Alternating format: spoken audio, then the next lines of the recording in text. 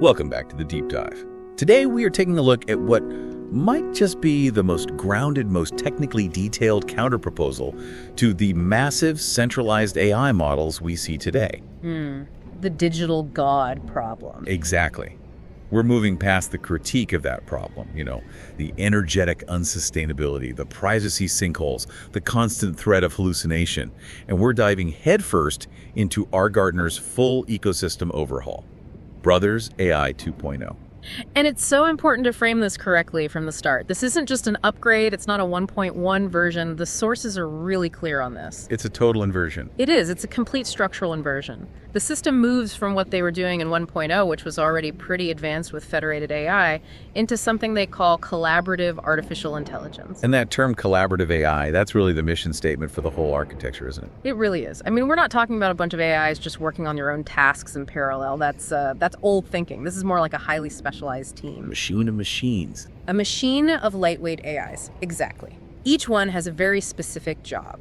One is for conversation, another for security, a third for, say, legal precedent. They talk to each other, they delegate, they collaborate to get a result. It's the difference between trying to build one single genius who knows everything, which is impossible, and building a team of specialists. Precisely. And that's where you get efficiency and verifiability. You shrink the scope of each component, so you dramatically reduce its computational load, its energy use, and its potential for making a catastrophic error. And that's our mission for this deep dive. Yeah. We're going to move past the high-level philosophy and really get our hands dirty with the technical reality of how this system works. On the ground, in your home. Yes. We're dissecting the physical foundation, the actual hardware you'd have, the new proprietary operating system that runs your life, the invisible communication layers, and of course the portable devices you'd carry around. This is where digital sovereignty stops being a slogan and starts looking like a technical blueprint. Okay, let's start with the absolute core concept, because it's probably the most disruptive change right out of the gate. Brother is no longer an app you download. It's not something you install on Windows or your phone. It is the entire proprietary operating system. It's a massive shift, a total paradigm shift from everything we're used to. And the sources don't mince words about it. No, they call it the end of Windows, the end of browsers, the end of the App Store, and they mean it. The whole point of Brother 2.0 is to be your digital shadow, right? And to do that, it runs exclusively through a conversational interface. The post-touch principle. The post-touch principle in its purest form. There's no desktop, no icons to click, no tabs. You talk. Brother listens, it manages all the complex systems in the background, and things just happen. So what's the technical justification for going with a completely proprietary OS? I mean, that's a monumental undertaking. Why not just build on top of, say, a Linux kernel and customize it? Well, they likely do start with a Linux base, but it's so heavily modified it becomes its own thing. And the reason is twofold: efficiency and security. It's all about lockdown. Right. If you're building a system that is 100% about conversation and context, you have to strip out every single piece of computational overhead that isn't serving that goal. All the resources that go into rendering complex graphical desktops, browsers, app sandboxes. All of that is just waste in this model. It's total waste. So by controlling the entire stack right down to the kernel, they can optimize for real-time, low-latency conversational processing. They can manage memory in a very specific way. It minimizes the attack surface because you don't have all this legacy code from third-party apps. And it has to be efficient enough to run on lightweight hardware. Which brings us to the next big question.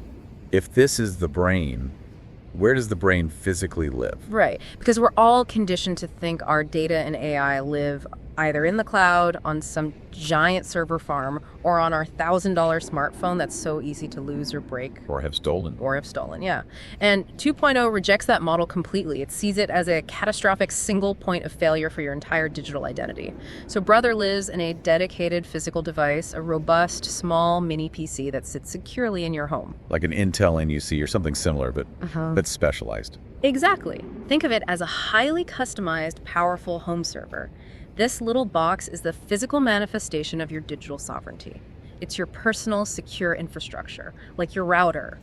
or a safe in your closet. And his physical connections really reinforce that idea of it being a central home hub. They do. It's designed to be the core. It connects out to your TV via HDMI, for example. It has ports for future holographic systems. It plugs into your router for that carefully controlled external traffic. And then it maintains these constant, heavily encrypted wireless connections to all your portable interface devices. Your glasses, your headphones. Right.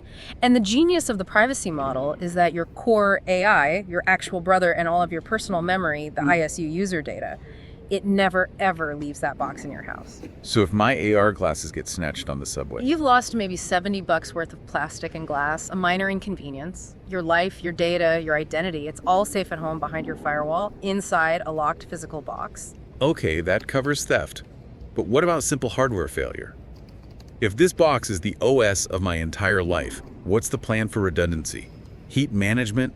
I mean, this thing has to run 247 for years. That is a fantastic and crucial question. This isn't a consumer-grade laptop. The mini PC is built with industrial-grade components. The sources suggest it prioritizes passive cooling, which means a robust, maybe even heavy chassis designed to dissipate heat without noisy fans. And data integrity. What if the SSD fails? It has built-in local redundancy. The design calls for at least 2 internal storage modules, think 2 SSDs, with a proprietary near real-time synchronization protocol between them. So if one fails, the other takes over instantly, no data loss. And for, like, a house fire, a catastrophic failure. For that, there's a backup to the cloud, but with a critical twist. It's an encrypted, automated backup of the fragmented ISU user memory to the ISU air network. The key word is fragmented. The data is scrambled into those Lego blocks before it ever leaves your house. So even the cloud backup is useless without the key. It's completely meaningless without the unique coherence algorithm that lives only on your local mini PC. The cloud risk is totally mitigated. And this one physical box, this mini PC, it can also support multiple completely separate AIs. Yes, that's the multi-user sovereignty principle. It doesn't matter if you're sharing hardware. You can have Brother Patrick, Brother Julia, and maybe a brother family, which is a shared instance with fewer permissions, all running on that same mini PC. And they can't see each other's data. They are absolutely segregated. Each one has its own private encrypted partition for its memory. The OS is designed at a fundamental level to prevent any cross-contamination. A parent who owns the hardware cannot just get admin rights and peek into their child's private brother memory. The separation is algorithmic and absolute. So let's talk about setting this up. Day one, you Yeah. plug it in. What happens? There's no desktop, no setup wizard. No. The first experience is a conversation. The screen lights up and a voice says, "Hello, I am brother. To serve you, I need to understand your world." The configuration is a dialogue. The initial questionnaire. Exactly. You might spend a couple of hours just talking to it, mapping out your family tree, your important dates, your routines, your medical history, your emotional triggers. It's a deep, foundational conversation. And the type of knowledge it needs is very specific. It's not asking you about quantum physics. No, its competence is defined by its proximity to your actual life. This defines what they call the closed world. What's in my fridge? Yes, it needs to know what's in your fridge to help you plan dinner. It needs basic first aid protocol so it can talk you through a cut or a burn until help arrives. It needs to know your home security codes and your medication schedule. And with that knowledge, it can operate autonomously within that closed world. That's the key. It can manage your smart home, have an empathetic conversation based on your known emotional patterns, remind you to take your pills. All of that can happen entirely locally. With the internet connection completely severed, it is sovereign inside your home. And all of this deeply personal memory of the ISU user is protected by what has to be the most radical piece of tech in the whole 2.0 system. Oh, absolutely. The fragmented word system, or as they like to call it, the Lego encrypted memory. This is where the privacy claims really get tested. Yeah. We need to spend some real time here. We do, because this goes so far beyond just standard encryption. It's structural data obfuscation. Traditionally, even encrypted text is stored as a continuous string. Grandma Carmen goes to yoga on Wednesdays. If you decrypt that, you have the full sensitive sentence. But the Lego system breaks that sentence apart. It shatters it. It completely severs the semantic relationships between the words. Instead of storing the sentence, it stores a series of numerical codes that correspond to individual words or concepts. And these codes come from a dictionary that my specific brother instance creates just for me. uniquely for you. So let's walk through an example. Patrick says, I hate Mondays because the traffic lights on Main Street take too long. Brother doesn't store that. It first parses the sentence and extracts the key concepts. Hate, Mondays, traffic lights, Main Street, too long. Then it checks its unique proprietary dictionary. It might assign codes like $77 for hate, $44 for Mondays, $8 for traffic lights, and so on. So the memory that gets stored is just a string of codes, $77, D4, A9. That's it. Pure, meaningless numerical noise. This is what RGartner calls the matrix screen analogy. If an attacker manages to dump the raw memory from your mini PC, that's all they see. A waterfall of codes that mean nothing without the dictionary and the algorithm to put them back together. So how does the coherence algorithm reconstruct the meaning later? That seems incredibly complex, especially with nuance like synonyms or negation. It is complex, and that's the point. The computational heavy lifting is shifted from storage to real-time processing. The algorithm doesn't just do a simple one-to-one translation of codes back to words. It processes the sequence of numbers using a complex temporal and semantic graph that is unique to that brother's learning history. So if I later ask, why am I always in a bad mood at the start of the week? Brother's algorithm queries that memory graph. It knows $40 is Mondays, and it's tagged as start of the week. It knows $77 is hate, which is semantically close to bad mood. The dictionary doesn't just store words, it stores relational vectors. So if you said you detest Mondays, it would recognize the vector proximity to hate and pull up the same memory block. And what about negation? I don't like Mondays. How does it handle that? That requires a specific code for the logical relationship. It's not just about the words. So the sequence might be $77 for hate, but then there's an additional code, say $3, which is a negation flag. So it's a modifier? It's a modifier, and only the proprietary coherence algorithm knows that when it sees $3, it has to reverse the semantic meaning of the code right next to it. That extra layer of algorithmic complexity makes the raw data completely useless without the engine itself. And that engine, again, is locked inside the mini PC. But what about the performance hit? If every single memory recall requires this intense dynamic reconstruction, isn't that a huge tax on this supposedly lightweight mini PC? It's a trade-off, but it's a brilliant one. They are trading storage space and traditional retrieval time for localized dynamic CPU cycles. But here's the kicker. Because they achieve up to an 82% space reduction by storing codes instead of full sentences. From, 52 characters down to 9 bytes of codes in their example? Right. Because of that massive efficiency, they drastically reduce the I/O bottleneck of reading from storage.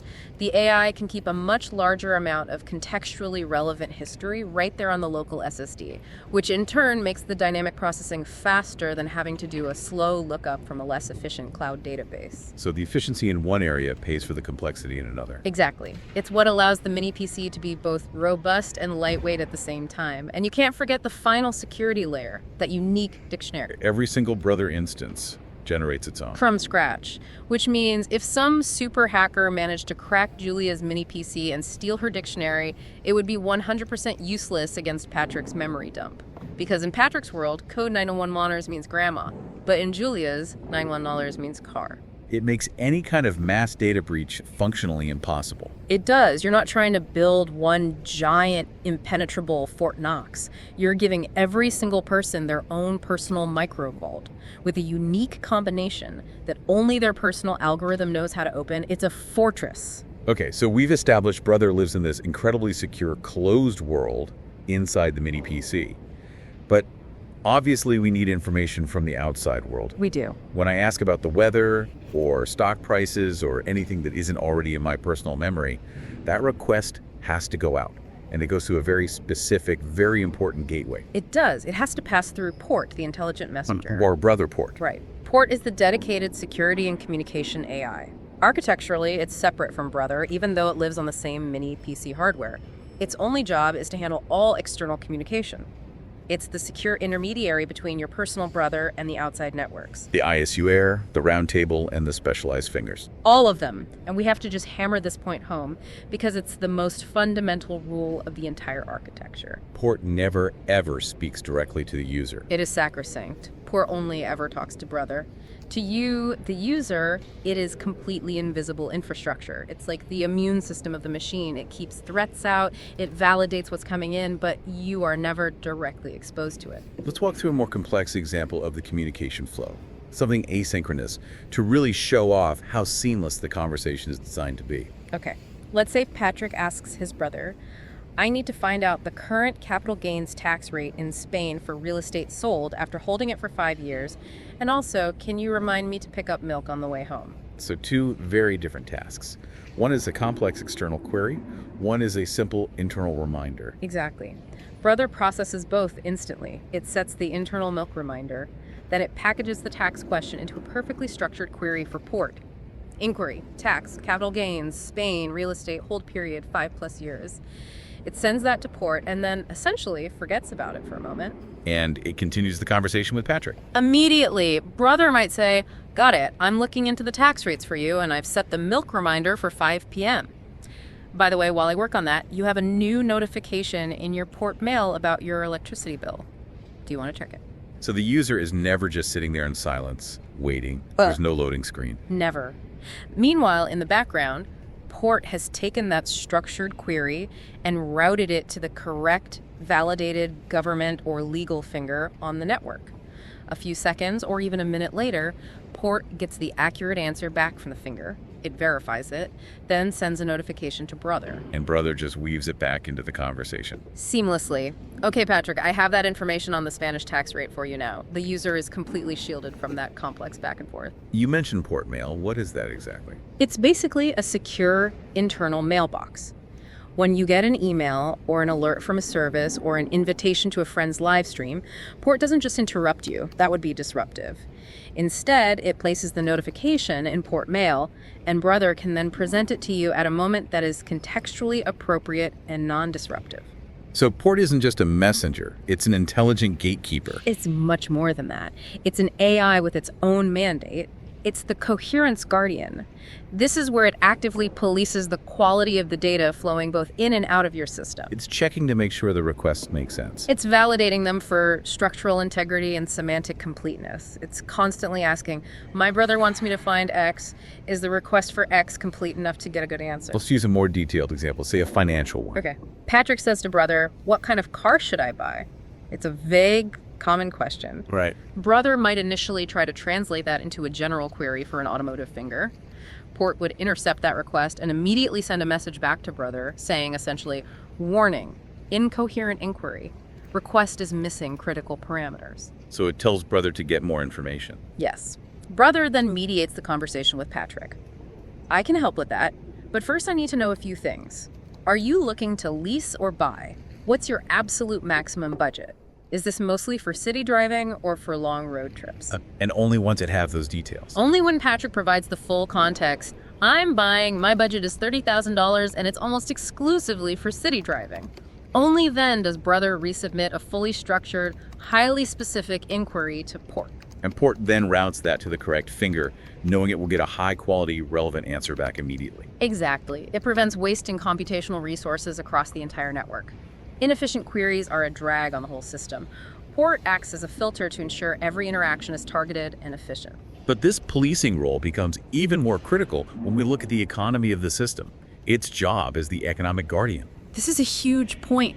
This is what protects the integrity of the whole ADS economy and prevents spam and fraud. This is where we get into the malicious pizzeria scenario. Yes.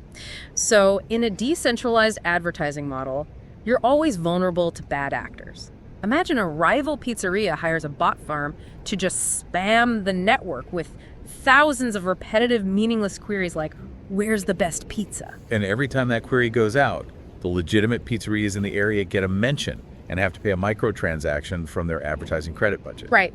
But these are fake queries. They generate 0 actual customers, 0 orders. It's a denial of service attack on their advertising budget. It's designed to drain their credits and undermine trust in the whole system. So how does the invisible port AI detect that this isn't real human behavior? Port is constantly analyzing behavioral metrics in real time. It's looking for patterns. It sees a massive spike in query volume, say 500 mentions in an hour from a specific area. It sees low temporal variance. The requests are coming in every 7.2 seconds, like clockwork. Not like a real person. Not at all. And most critically, it sees 0 subsequent conversions. There are no follow-up queries for directions, no orders being placed. The coherence of real human behavior is completely broken. Once port is statistically certain it's a malicious pattern, what does it do? It takes graduated action. The first line of defense is an immediate automatic warning sent to the finger that is originating the spam. It temporarily suspends their ability to use mentions ADS and flags their account for compliance review. And if it's a more serious, deliberate attack? If the pattern indicates confirmed, deliberate fraud with the intent to harm the economy, and intent is the key word here, port escalates. And this is where the ethics AI, RGartner, comes in. Yes. Port doesn't make the final call on its own. It consults RGartner. RGartner's job is to validate Port's statistical findings against the network's ethical framework to confirm that this is, in fact, an economic attack. And once RGartner gives the green light, Two things happen instantly and autonomously. First, the offending finger's API access to the network is completely lifted. They are ejected. They can no longer participate. Second, Port generates a formal report on commercial fraud and sends it to the police finger, which is a specialized regulatory and legal entity. so the whole process from detection to legal notification is automated. It has to be. It's how the infrastructure itself guards the financial and ethical health of the entire collaborative economy. It's a self-policing system. We've made it very clear that Brother, the brain, stays safe at home in the mini PC. But we are mobile creatures. So the big question is, how does Brother come with me to the supermarket or the office without risking the theft of the entire AI? And the 2.0 solution is just so elegant because it completely reframes our relationship with our portable hardware. The answer is simple. You don't carry the complete AI with you. You just carry an interface. A dumb terminal, in old school terms. You carry a lightweight, inexpensive, and easily replaceable interface that is nothing more than a secure, encrypted connection back to your sovereign mini PC at home. So losing it is an inconvenience, not a catastrophe. A minor hardware inconvenience, not a catastrophic loss of your entire digital life. The cost of loss is minimal, which is a huge shift from today's $1,000 pocket computers. And the sources lay out three main types of these interfaces. Right. There are options depending on your needs. You have the full-on AR glasses, which give you that high-context augmented reality display with integrated cameras, a rich visual experience. And then the minimalist approach. Well, second is the traditional smartphone, but it's been demoted. It's just a screen and a microphone running a very light, simple connection app. If it gets stolen, you've lost a basic piece of hardware, nothing more. And third, the most minimalist option. The cushioned headphones, the over-ear kind. This gives you the pure audio interface. This is the full Her movie experience, where Brother is just a voice in your ear, narrating and assisting with your world. Okay, but that audio-only experience creates a visual gap. If I'm only wearing headphones, how does Brother see what I'm seeing? This is where the Brother Cam comes in. The cam is the crucial input device. It's the system's third eye. It's designed to provide that hands-free, high-fidelity visual context when you need it. And physically, it's, what, a little pendant. It's conceived as a small, coin-size, high-resolution camera. You can wear it as a pendant on a necklace, or it could be a medallion you clip onto your jacket lapel. It's meant to be discreet. It even has a tiny integrated LED flash for when you're in low-light situations. It's the remote eyes for the brain back at your house. Precisely. It's feeding a secure video stream back to your mini PC, which then processes that visual data and integrates it into the closed world knowledge base. The hands-free use cases for this are where it really starts to feel like science fiction becoming reality. Oh, absolutely. This is where the AI stops being just an information tool and becomes an active physical assistant. Take the supermarket example. You walk into the store, you're wearing your headphones and the cam. You ask, Brother, I need to find a good gluten-free flour. Brother uses the cam feed to scan the shelves in real time. It guides you, okay, 3 feet to your left on the second shelf. It can read the labels? It can read the labels, identify the products, and cross-reference that information with external data from ISU Air. It'll say, I see the rice flour brand you bought last month, but wait, below that, there's an organic almond flour. Let me check the reviews. Okay, the almond flour has 4.7 stars, and it's actually cheaper. I'd recommend that one. And your hands are free the whole time to push the cart. Your hands are free. Your attention is on your environment, not buried in your phone. Let's talk about a more high-stakes example, like doing a repair at home. This is a great one. Patrick is trying to fix, say, a circuit board. His hands are full with tools. He asks, Brother, what kind of screw is this? Brother, looking through the cam, can use computer vision to identify the exact screw head. That requires a 5mm torqued head driver. I see you have one in your toolkit on the shelf behind you. And it can guide the actual process. In real time. Okay, now turn that counterclockwise. A quarter turn more. Stop. That's the correct torque. It can prevent errors and remove the need to constantly look back and forth between a manual and your hands. What about something more subjective, like cooking? The cooking scenario is perfect because it blends computer vision with Brother's stored knowledge. You're frying onions, you ask, are these caramelized yet? A normal recipe can't tell you that. Right. But Brother is watching the pan through the cam. It's doing real-time color and texture analysis. It compares what it sees to the thousands of images and recipes in its database. It can tell you the edges are browning nicely, but the center is still very white. Give them another 2 minutes on low heat and keep stirring. It's a visual co-pilot. The source material also talks about evolving the ER's cam beyond just a separate pendant. You want to integrate it. Yes, they're pushing for maximum convenience and discretion. The first prototype they discuss is the dual camera headphones. So imagine your premium over-ear headphones, but they have a tiny front-facing camera and a rear-facing camera subtly built into the ear cups. So it can see what you're looking at and also what's behind you. And it would have an integrated LED flash. It turns your audio device into a full sensory hub, capturing your entire immediate environment. And the second concept is even more dramatic. The retractable sliding visor. This is a truly innovative piece of hardware design. Imagine the same sturdy headphones, but they have a thin, clear visor-like from a motorcycle helmet that's normally tucked away flush against the ear cup. You can deploy it when you need it. Exactly. When you're doing a really complex task that requires intense focus and AR guidance, like that circuit board repair, you physically slide the visor down in front of your eyes. It provides a high-res camera input and can also act as an AR display. Then, when you're done, you just slide it back up. So you have this on-demand visual field for Brother without having to wear bulky AR glasses all day. It's the best of both worlds. Discretion when you want it, powerful visual assistance when you need it. Okay, but what about the most minimalist user? The person who just wants the headphones, no cam pendant, no fancy visor. Is Brother just blind then? Not completely, and this is another layer of the architecture. Even without a personal camera, Brother can still see in a more generalized way through the machine intelligence network. It's always connected to BROMAC. Okay, we need to break down these terms. BROMAC, ISU Mac, ISU Air. Right, it's a hierarchy. Think of ISU Air as the public internet. All the knowledge, articles, reviews. ISU Mac, the machine intelligence network, is the sensor network of the physical world. So public security cameras, traffic light sensors, weather stations. Exactly. The aggregated data about the physical environment. And BROMAC is the specific process running on your local mini PC that has permission to query the ISU Mac data that's relevant to your immediate location, all while following strict privacy rules. So if Patrick is walking down the street with just his headphones on. Brother knows his GPS location. It queries BROMAC for safety context. BROMAC accesses the data from the nearest traffic light sensor via ISU Mac and tells Brother the light is red. And Brother can whisper in his ear, Patrick, the light's red. Wait 3 seconds. Precisely. It's contextual security provided by the environment itself, filling the gap left by the absence of a personal camera. The user gets to choose their level of personal visual input, and the system intelligently compensates with public data when needed. Okay, let's shift from hardware to how we actually consume content in this new ecosystem.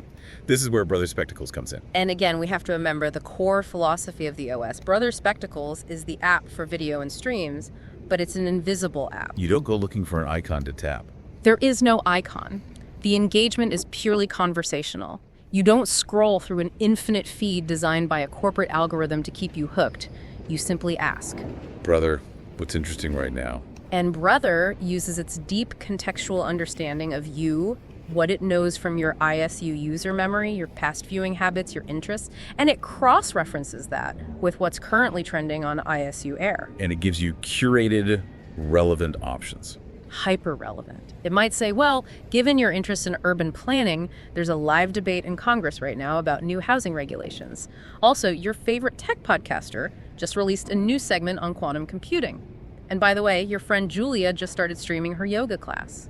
It's curation based on utility and personal connection, not just what's viral. And you can tell it to project that stream to your TV, your AR glasses, or just play the audio in your headphones. Wherever you want it. This curation is the front end for what is probably the most structurally disruptive part of the whole content model. Decentralized streaming via fingers. Yeah. The end of YouTube and Twitch as we know them. It's a complete inversion of the power structure. The current model is centralized and extractive. You upload your content to a corporate platform, and they control everything.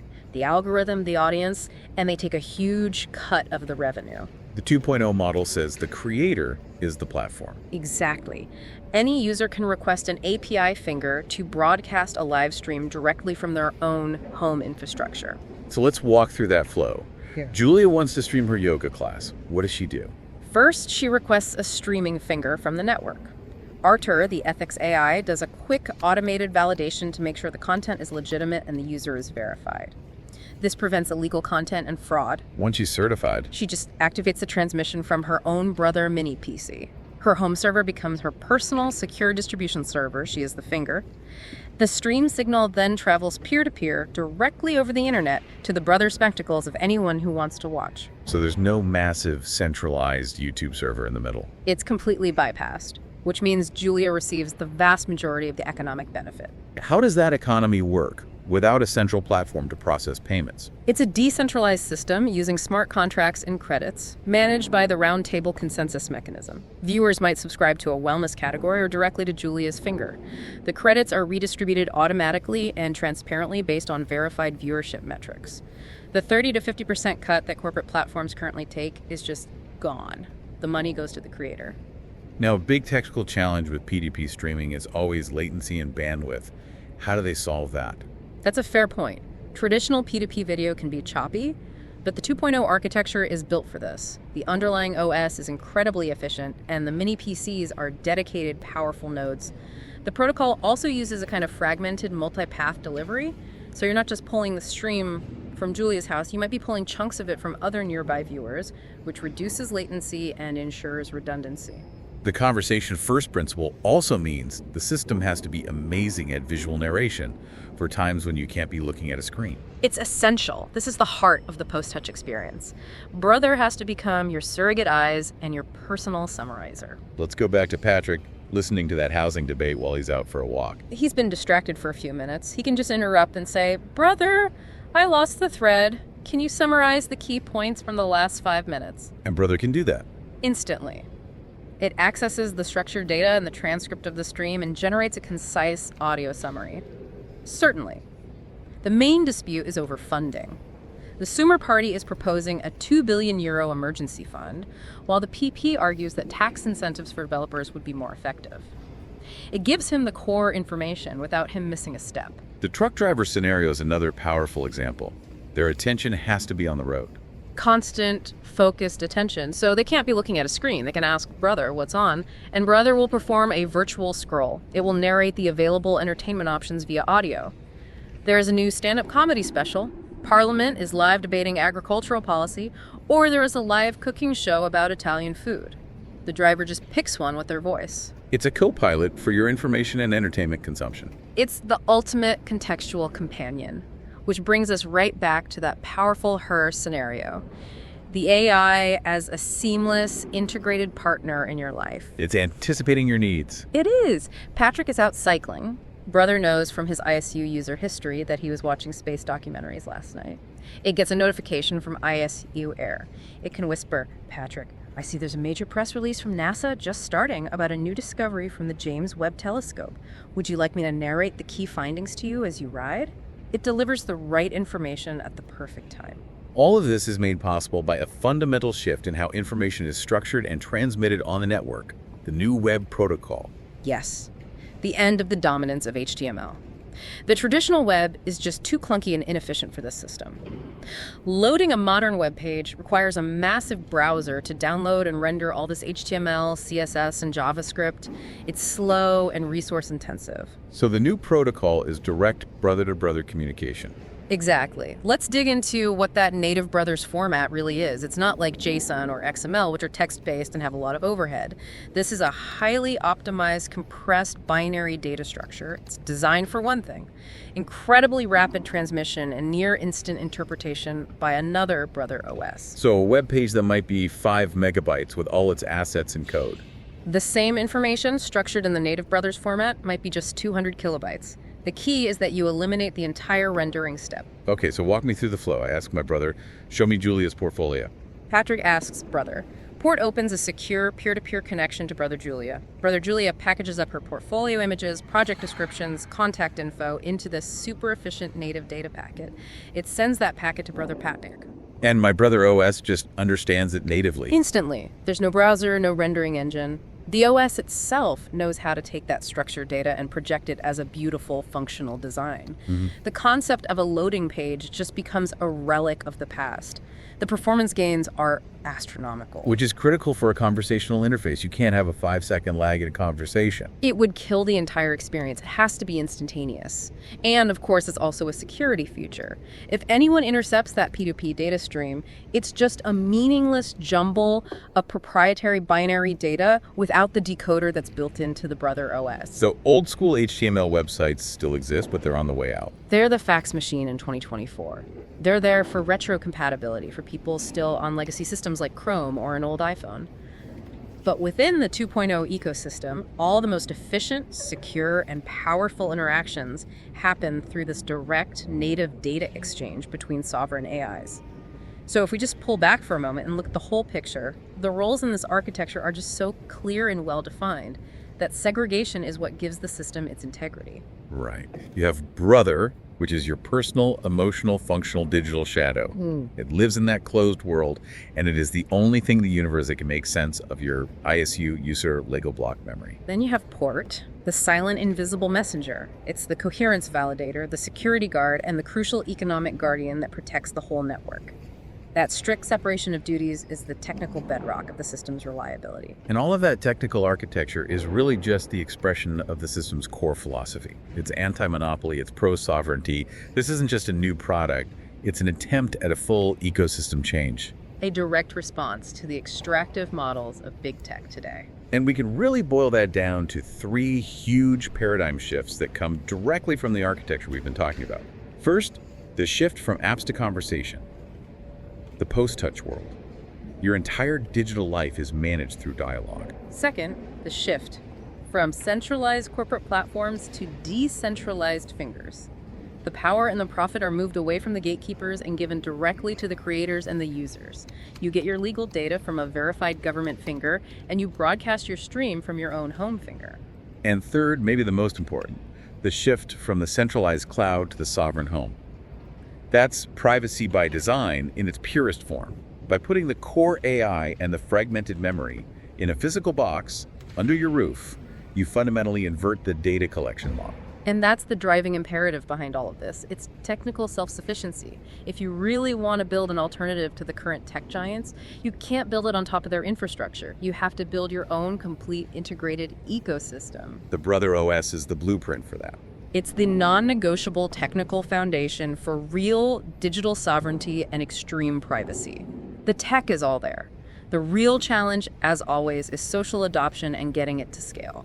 You know, after going through all of this incredible architectural detail, the one thing that really sticks with me is the combination of the Lego encrypted memory and the portable interfaces. It's a powerful combination. The idea that my entire digital identity is safe, not because the device in my pocket is unhackable, but because even if it's stolen and completely compromised, the data it accesses is computationally meaningless without the engine back in my house.